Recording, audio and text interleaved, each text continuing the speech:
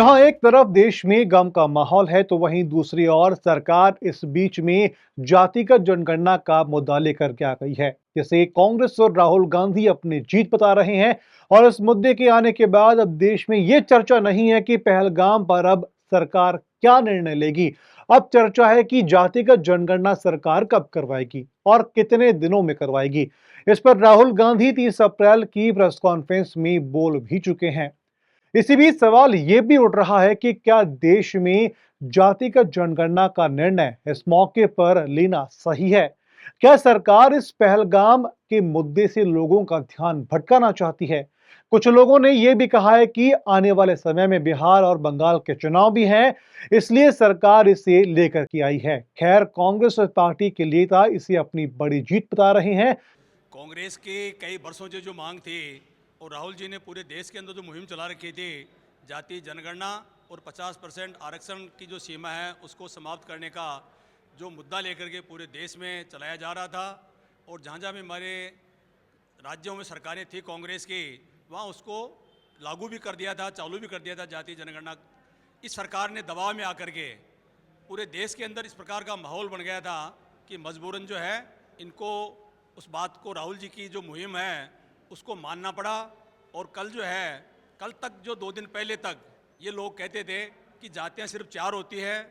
इनके जो मंत्री हैं वो राहुल जी का मजाक उड़ाते थे कि राहुल जी जो है जातियों के अंदर देश को बांटना चाह रहे हैं, देश को बांटने के प्रयास कर रहे हैं। आज वही सब लोग जो है कल से इसकी तारीफ कर रहे हैं, क्योंकि वो मुद्दा ऐसा था, राहुल जी ने जो उठाया था कि जिसकी जितनी हिस्सेदारी उसको उतनी उसमें भागीदारी मिले, और सरकार की जो योजनाएं हैं, जो विकास होते हैं, उसके अंदर भी जनगणना बहुत आवश्यक है। 2021 में जनगणना होनी थी, पर ये इसको लेकर के बैठे हुए थे। आज 4 साल बाद 25 के अंदर इनको घोषणा करनी पड़ी, और ये जब जाति जनगणना हो जाएगी तो 50% आरक्षण की जो सीमा है वो भी स्वतः ही समाप्त हो जाएगी। ध्यान भटकाना, देश में माहौल बदलना, ये अलग बात है। लेकिन क्या आप जानते हैं कि इस जातिगत जनगणना के देश को क्या फायदा होगा, क्या नुकसान होगा? नहीं तो चलिए जानते हैं। सबसे पहले हम बात करते हैं पक्ष की। जातिगत जनगणना का समर्थन करने वालों का कहना है कि इसके जरिए पिछड़े और अति पिछड़े वर्ग के बारे में बहुत कुछ पता लगेगा। उनकी शैक्षणिक के साथ ही सामाजिक, आर्थिक और राजनीतिक स्थिति के बारे में सब कुछ स्पष्ट हो सकेगा। साथ ही साथ में जातिगत जनगणना के बाद में आंकड़ों में स्पष्टता आएगी कि इसके बाद सरकार इन वर्गों के लिए और मजबूत नीतियां बना पाएगी। आवश्यकता पड़ने पर उनकी समुचित सहायता की जा सकेगी। और फिर सर्वोच्च अदालत ने भी अपने एक निर्णय में स्पष्ट किया है कि शैक्षणिक संस्थानों और नौकरियों में आरक्षण की सीमा 50% से अधिक नहीं हो सकती है। एक तर्क यह भी है कि देश के कई क्षेत्रों में जातिगत भेदभाव अब भी किया जाता है। ऐसे में जातिगत जनगणना से वंचित समूह की पहचान होगी और इसके जरिए हाशिए पर छोड़े गए अलग अलग जातियों के समूहों की सामाजिक असमानता दूर की जा सकेगी। ओबीसी ही नहीं, अन्य जाति समूहों की भी सटीक संख्या जाने बिना उनके लिए सामाजिक और आर्थिक स्थिति के बारे में और जागरूकता के बारे में जानकारी नहीं हो सकती। इसलिए उनके समावेश विकास के लिए यह जरूरी है। अब बात करते हैं विपक्ष की।